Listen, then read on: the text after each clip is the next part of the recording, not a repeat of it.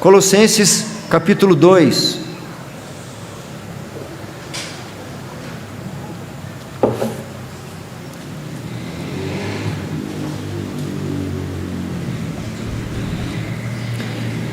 Nós leremos do verso 11 ao verso 17, de forma a que cada um acompanhe na sua Bíblia. Nele também fostes circuncidados, não por intermédio de mãos, mas no despojamento do corpo da carne, que é a circuncisão de Cristo, tendo sido sepultados juntamente com ele no batismo, no qual igualmente fostes ressuscitados mediante a fé no poder de Deus, que o ressuscitou dentre os mortos. O 13.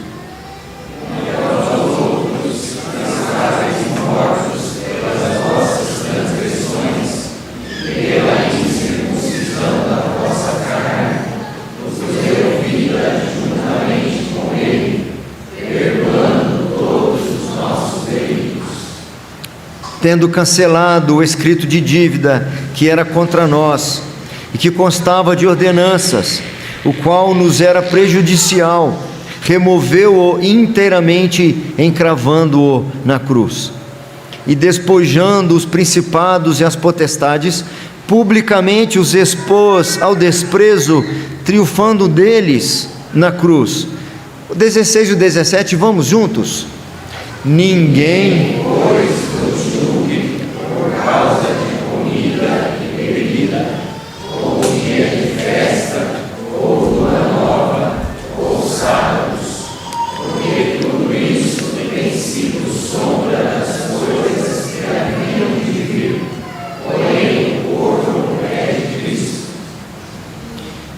Oremos mais uma vez, meus irmãos.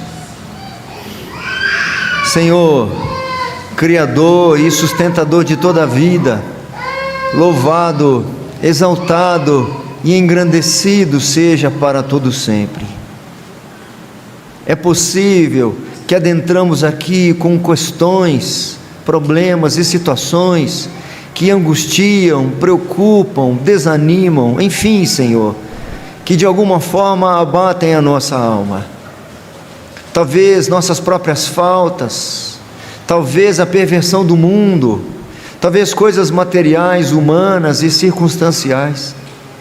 Tua palavra nos ensina que o Senhor nos conheces, ó Pai, e que de longe penetras os nossos pensamentos. Nós te imploramos, ó Deus eterno, que permita que a Tua palavra, que foi lida e que será exposta, penetre no fundo do nosso ser, no mais profundo do nosso coração, e que traga as respostas, as curas, as transformações, as mudanças que ela é apta para fazer, que ela traga o alimento, o sustento, a provisão que nossa alma carece. Ó Senhor da glória, nós ansiamos por Tua palavra, assim como a corça suspira pelas torrentes das águas, assim como a criança recém-nascida anseia pelo leite materno, nossa alma anseia por Tua palavra, ó Deus. Ajude-nos a compreendê-la, que nada venha dispersar nossa atenção, que nossa mente esteja cativa à verdade bíblica, cativa a Cristo Jesus, e que saímos daqui nesta noite, Senhor, não só revigorados, mas transformados, edificados, corrigidos, confrontados, se necessário for, educados na justiça, e que tudo isso venha redundar para o louvor da Tua glória. Em nome e por amor de Cristo Jesus que oramos. Amém, Senhor. Epístolas da prisão, Colossenses. O ensino que estamos destacando desde o início do capítulo 2 é este: Cristo, o excelso, o único e todo suficiente Salvador. Não há novidade para a maioria de nós, ou a totalidade de nós. Qualquer um de nós que for perguntado responderá de maneira correta. Quem é o seu único e suficiente Salvador? Nós diremos: é Jesus Cristo. Quem merece a nossa única, qual o único que merece nossa confiança total? Nós diremos: Cristo. Qual o único suficientemente poderoso para nos salvar, nos manter salvo, nos proteger de todos os males?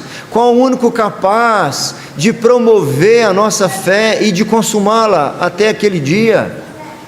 Nós responderemos: Cristo Jesus. Essa igreja também respondia isso.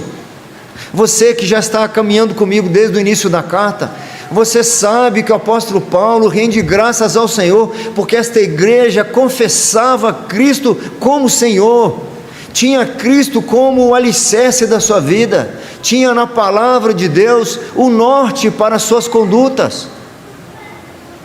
E ainda assim o apóstolo Paulo lhes escreve incansável e insistentemente que toda devoção, que toda fé deve ser depositada tão somente em Cristo Jesus, porque o apóstolo Paulo sabe dos riscos e perigos que rodeiam todos aqueles que professam essa fé. Quantas ameaças rodeiam aqueles que professam a fé em Cristo Jesus, meus irmãos. Por certo, muitos daqueles crentes não tinham essa dimensão. Por que eu digo isso? Porque até mesmo presbíteros da igreja de Éfeso, da grande igreja da Ásia, da maior igreja da Ásia, quando lemos lá em Atos, nós descobrimos que a partir da igreja de Éfeso, os habitantes, os moradores da Ásia ouviam o Evangelho. E o apóstolo Paulo, quando está terminando a sua terceira viagem missionária, reúne os presbíteros e diz, como nós lemos aqui hoje: vigiem por vocês mesmos e por todo o rebanho que o Senhor constitui vocês presbíteros, porque depois da minha partida lobos vorazes penetrarão no meio do rebanho e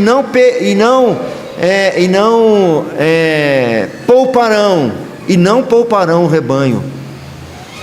Pedro vai dizer palavras assim ainda mais claras na sua carta, quando ele diz que nós devemos estar atentos, porque o diabo vive ao nosso derredor, rugindo como um leão, procurando alguém para devorar.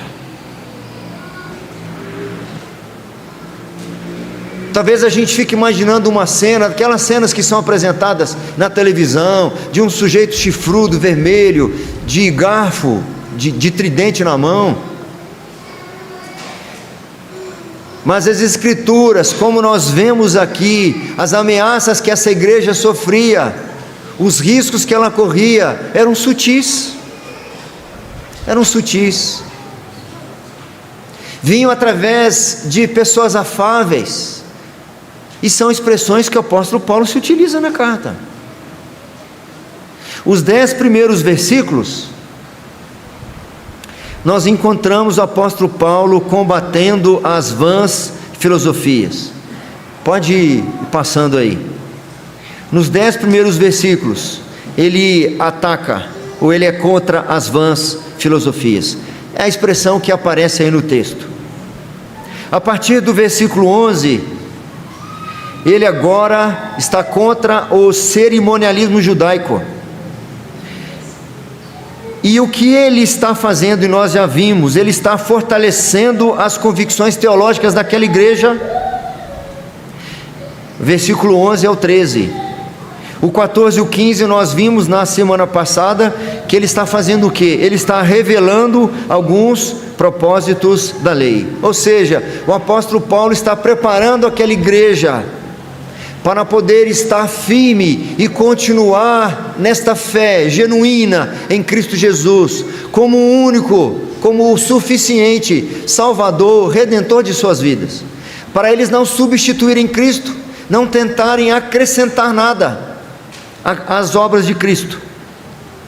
E nos 2 versículos que eu me dedicarei agora, o 16 e o 17, que nós lemos juntos, o que mais o apóstolo Paulo está fazendo para combater o cerimonialismo judaico? Ele está revelando a insuficiência das cerimônias.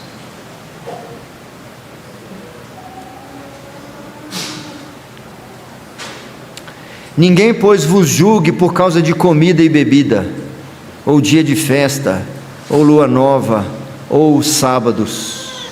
O 17 ele diz: porque tudo isso tem sido sombra das coisas que haviam de vir, porém o corpo é de Cristo. A partir do versículo 11 ele já está combatendo as heresias judaicas. E quando chega agora no versículo 16 e 17, essas heresias, elas se destacam de forma mais clara, mais evidente. Só um parênteses: os melhores comentaristas que eu tive acesso, nenhum deles sabe dizer exatamente quais ou todas as ameaças que o apóstolo Paulo adverte à igreja. É por isso que os comentaristas falam de heresia colossense, porque diferente de outras cartas, elas têm nomes específicos. Aqui ele dá sinais para nós. Alguns momentos fica um pouco mais claro, como aqui no versículo 16 e no versículo 17. Os mestres do erro, essa expressão não é minha. Os mestres do erro, ou os mestres do engano, que estavam aqui vivendo entre os colossenses, estavam julgando que não somente em relação ao comer, mas também com respeito ao beber. Ou seja, eram judeus que queriam acrescentar na prática daquela igreja, e mais do que isso, na fé daquela igreja, certas práticas que eram praticadas no Antigo Testamento. Só que aqui eles cometem um deslize, porque eles não estão pegando a lei exatamente como era, ou as cerimônias exatamente como eram, e estão cometendo o erro de querer simplesmente trazê-las para agora. Eles já cometem o erro na origem, porque eles não pegam nem mesmo os preceitos de forma correta e adequada. Eles já distorcem a origem, eles não só ensinam errado, mas eles pervertem até mesmo aquilo que eles pretendiam ensinar. Eles já estariam errados, já seriam condenáveis de querer dizer para os irmãos que Cristo e o seu sacrifício não é o suficiente. Eles precisam também guardar certos preceitos da lei. Eles já estariam errados. Só que quando eles pegam esses certos preceitos da lei cerimonial, eles deturpam também. Porque, por exemplo, Paulo está dizendo assim, vocês não se preocupem, não ouçam aqueles que querem julgar vocês por causa de comida e também bebida. Aí você vai ler o livro de Levítico, por exemplo, de Números e de Juízes, onde há restrições ou regramentos alimentares. Quase não há nenhum regramento quanto à bebida, a não ser em relação ao excesso. Essa igreja que andava muito bem, firmada em Cristo, corria o risco de negociar a fé em Cristo, de não andar tão mais firme em Cristo, porque alguém estava dizendo entre eles o que eles deviam fazer, e dizendo, isso está assim na palavra, isso está na Bíblia.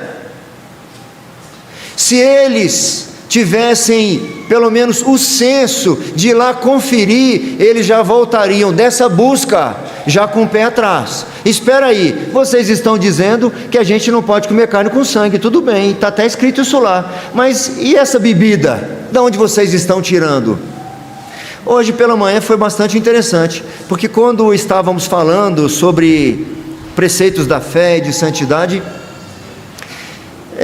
sobre agradar a Deus, pela palavra, enfim, eu não me lembro exatamente o contexto, mas um aluno da classe lembrou um episódio que teve no passado, quando alguém dizendo, qual passagem que era, qual texto que era, alguém se lembra?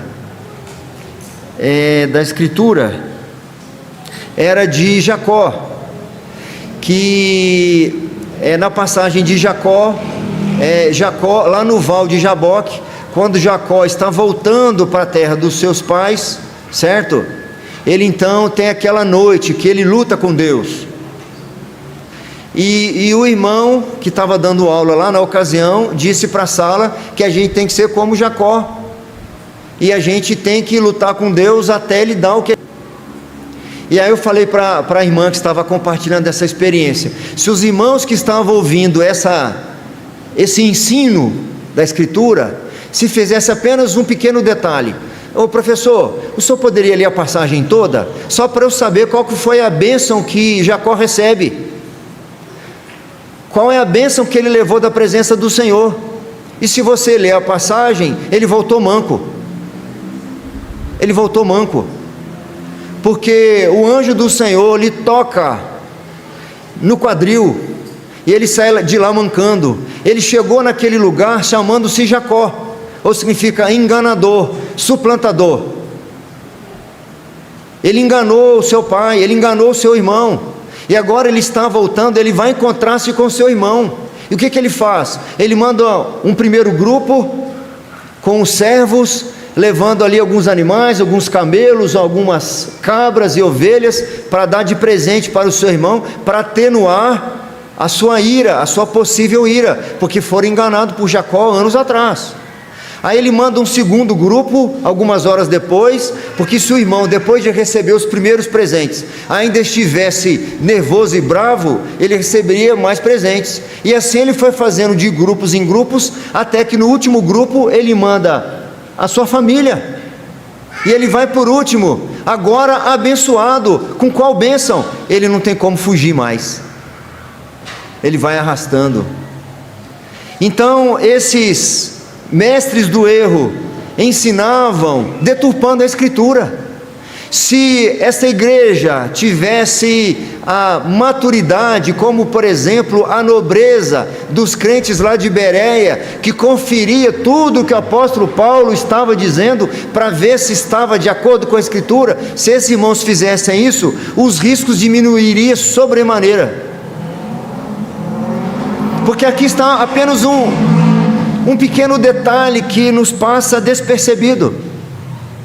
Eles estavam tentando incutir uma lei, alegando que aquela lei era bíblica, e ela já estava corrompida, e ela nem estava em uso mais.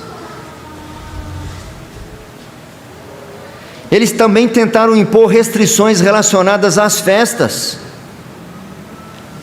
Havia, portanto, evidência de uma clara tendência ascética.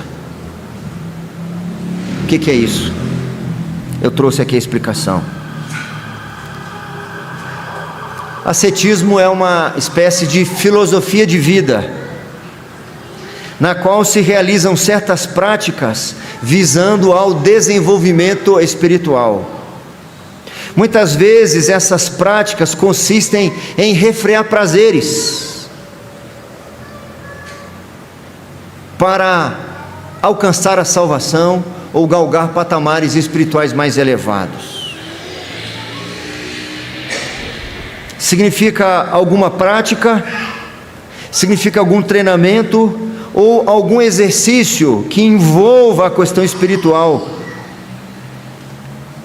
Pode parecer uma coisa muito distante, mas é como se essa igreja estivesse sendo instruída, por exemplo, para alcançar a salvação ou galgar patamares espirituais mais elevados. Eles precisavam, por exemplo, fazer o jejum de Daniel. Faça o jejum de Daniel, faça esse sacrifício para você obter algum resultado proveitoso na sua espiritualidade. Faça alguma penitência, faça algum voto, alguma corrente, alguma campanha, algum sacrifício.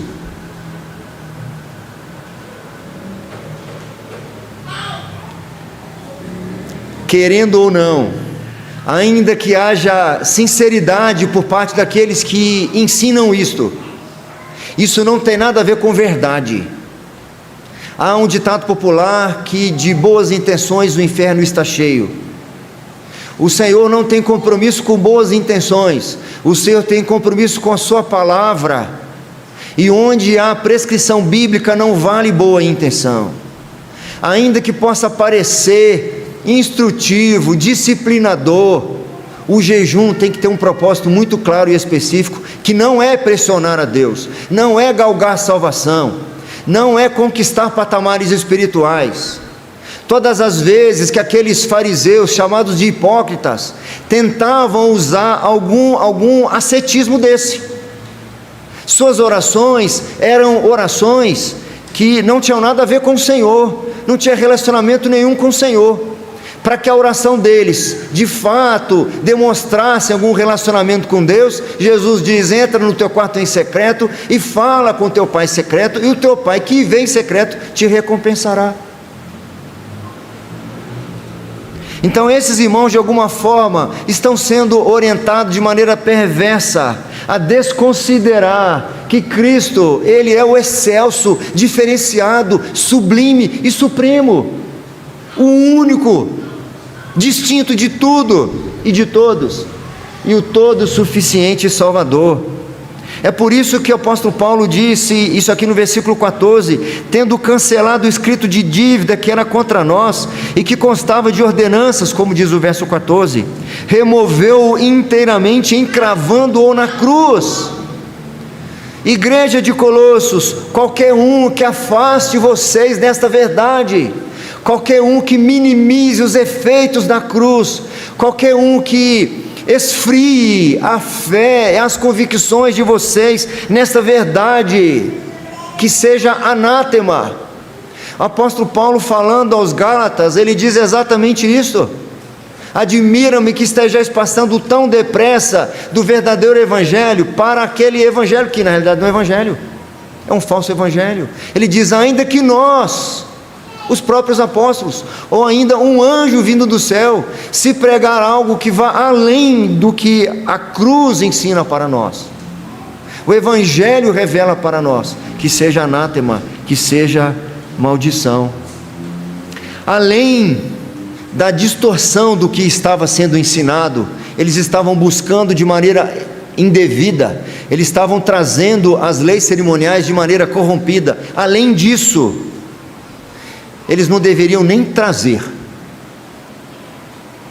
É por isso que no versículo 17, Paulo expressa aí uma forte expressão para esse contexto suficiente. Esse contexto é apropriado da suficiência de Cristo, porque tudo isso tem sido sombra das coisas que haviam de vir, porém o corpo é de Cristo.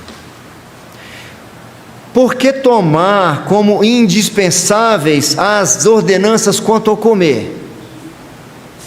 Até hoje, tem pessoas que dizem: não, o Antigo Testamento diz que eu não posso comer carne mal passada, carne com sangue.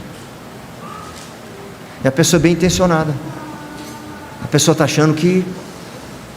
Tem igrejas inteiras, denominações inteiras, pegando trechos de leis cerimoniais e trazendo ainda de forma distorcidas.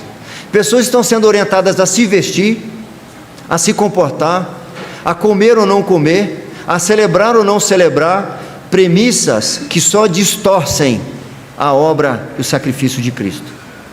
Por que então tomar aquelas ordenanças como se fossem indispensáveis? O maná era a sombra daquele que se ofereceu como o pão da vida. O que você prefere? O maná ou o pão da vida? Como observar a Páscoa, como fora revelada lá em Êxodo 12, e considerá-la como meio para o aperfeiçoamento espiritual? Nossa Páscoa foi sacrificada, o próprio Cristo. Paulo aos Coríntios, ele diz assim: lançai fora o velho fermento, para que sejais nova massa, como sois de fato sem fermento, pois também Cristo, nosso Cordeiro Pascal. Cristo é a nossa Páscoa, Ele é o Cordeiro que foi imolado. É claro que esse exemplo é um exagero, talvez esse risco nós não corramos, mas eu conversei com uma pessoa essa semana, que foi diácono de uma igreja presbiteriana, membro dessa igreja há décadas, e ele está agora seguindo o judaísmo. Eu falei com ele no telefone: mas você está negando Cristo? Ele acha que não, ele acha que está só complementando. Os nossos irmãos lá do Antigo Testamento aguardavam a vinda do prometido. As cerimônias, elas eram como uma sombra que anunciavam a proximidade desse prometido.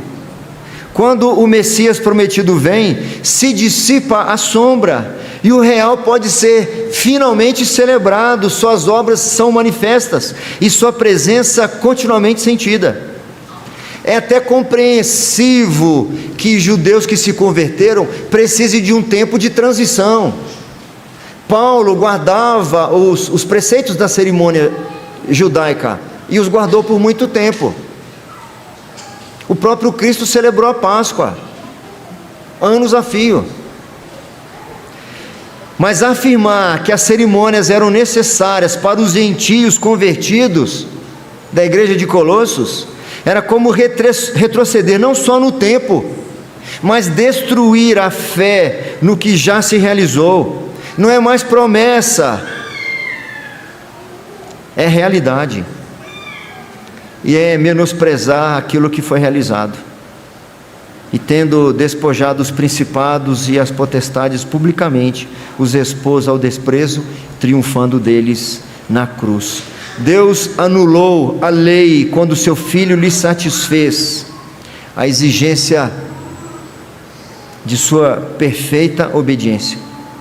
Ele levou sua maldição e cumpriu todas aquelas sombras, todos aqueles tipos e todas as cerimônias. A denúncia contra nós, a acusação contra nós, foi pregada na cruz com Jesus. As exigências, sobretudo da lei cerimonial, foram cravadas na cruz, porque elas apontavam para Ele. A acusação morreu quando o Cordeiro morreu. Pode parecer muito distante para nós, porque nós não temos ninguém nos nossos dias ensinando que nós devemos circuncidar nossos filhos. Não há ninguém ensinando que nós devemos guardar o Pentecostes. Bom, eu já não sei. Algumas igrejas pode ser que estejam ensinando. Mas muitas das ameaças que eles tinham nós não temos. Mas por que isso aqui foi preservado para nós? Se nós não estamos sendo aliciados a celebrar estas cerimônias novamente? Porque há algo que nos identifica com eles, e há também ameaças que nos identificam com aquelas. Nós corremos o risco, de alguma maneira, achar que o sacrifício de Cristo não é o suficiente. E aqui nós poderíamos dar muitos exemplos de arraiais distantes dos nossos e de arraiais muito próximos dos nossos. De alguma maneira nós confiarmos no dinheiro, na promoção, ou no sustento material, ou confiar em pessoas, confiar nas suas falas, confiar nos seus ensinos. Então o tempo todo nós corremos o risco e somos ameaçados de negociar os preceitos da palavra de Deus, as suas normas e suas determinações, porque alguém falou, porque eu ouvi falar. E mais do que eles, nós não temos alguns mestres do erro e do engano entre nós. Nós temos uma multidão deles acessível na internet. E pessoas tomam como verdade o ensino de alguém que é até então desconhecido seu, que você conhece por nome ou simplesmente por fama, e que ensina certas práticas, mencionando textos da palavra. E vocês e nós todos corremos o risco de sermos influenciados e negarmos Cristo à torto e à direito, esquecendo que a gente precisa voltar para a simplicidade da palavra e do Evangelho.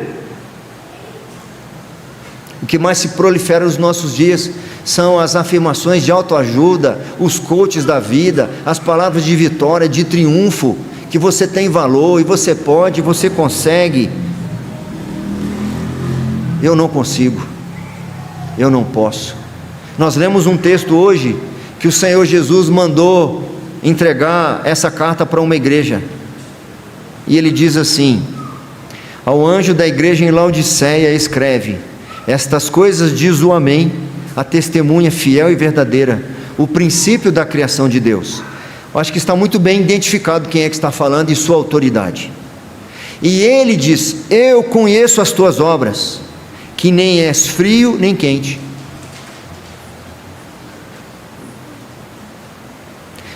A cidade de Laodiceia ficava entre fontes termais, que não produziam nem água quente, como Caldas Novas, nem água fresca, como São Lourenço e Caxambu. Porque se fosse água quente como Caldas Novas, teria algum propósito, medicinal até. Se fosse água fresca como São Lourenço e Caxambu e outras regiões como essas, teriam propósito, mas eles não produziam nenhuma coisa nem outra. Quem dera fosses frio ou fosses quente. Quem dera vocês se declarassem a favor ou se declarassem contra. O problema é que vocês estão no meio termo. Vocês não se declaram a favor e nem se declaram contra. Vocês querem agradar os mestres do erro e querem agradar o Filho de Deus ao mesmo tempo. Assim, porque és morno e nem és quente nem frio, estou a ponto de vomitar-te da minha boca. Pois dizes: estou rico e abastado, e não preciso de coisa alguma, e nem sabes que tu és infeliz. Esta era a mensagem para aquela igreja. Vocês pensam que são abastados, ou fizeram vocês acreditar que vocês não precisam de coisa alguma, mas vocês não sabem que na realidade vocês são infelizes. Sim, são miseráveis, pobres, cegos e nus. Não faça como aquele irmão mais velho de Jacó, Esaú, que vendeu o direito de primogenitura por um prato de lentilhas. As Escrituras ensinam que ele não encontrou lugar de arrependimento, ainda que com lágrimas o tivesse buscado. Ou Cristo rege a nossa vida, ou nós seremos regidos pelos mestres dos erros. Que a Escritura de fato seja aquilo que foi declarado pelos presbíteros aqui, é de fato a única regra infalível de fé e de prática. É claro que nós não conhecemos tudo, e muitas vezes seremos conduzidos pelo nosso coração, seremos conduzidos por ensinos errados, por exemplos errados, por falas indevidas, por mensagens inadequadas, é claro. É por isso que nós precisamos a todo custo usar os recursos que o Senhor tem nos dado, rogar ao Senhor que transforme a nossa mente, para que a nossa mente seja a mente de Cristo, que Ele transforme o nosso coração, que o nosso coração seja segundo o coração do Senhor, que Ele haja em nossa vontade, que não dependa de eu andar com Cristo, de ser cumprimentado na porta, que eu não dependa de estar na comunhão com os irmãos, por conta de alguma exigência humana circunstancial, meus irmãos. Ou a Escritura do Senhor é a nossa única regra de fé e prática, e nós com Ele ajuntamos, ou nós precisamos reconhecer que somos falsos, estamos enganando a nós mesmos, parecemos ser crentes, ainda que sejamos sinceros e bem intencionados. O Senhor não tem compromisso nenhum com ninguém bem intencionado, Ele tem compromisso com o obediente. Aquele que tem os meus mandamentos e os guarda, esse é o que me ama, e esse que me ama será amado por meu Pai, e eu também o amarei e me manifestarei a Ele. Que sejamos rigorosos em conhecer e em praticar a palavra do Senhor. Que Deus nos abençoe. Nós vamos agora entoar um cântico que relembra-nos algo que as Escrituras ensinam, que muitas vezes nós negligenciamos. Sabe aquela dor, aquele problema, aquela dificuldade, aquela luta, aquele sofrimento? Um dia haverá fim para todas as coisas. Vi o novo céu e nova terra. Quem escreveu isso foi um ancião de mais de 90 anos, provavelmente enfermo, exilado, poderia estar desgostoso, sem esperança, mas ele estava contemplando o céu, contemplando a nova Jerusalém, que como noiva descia adornada para o seu noivo.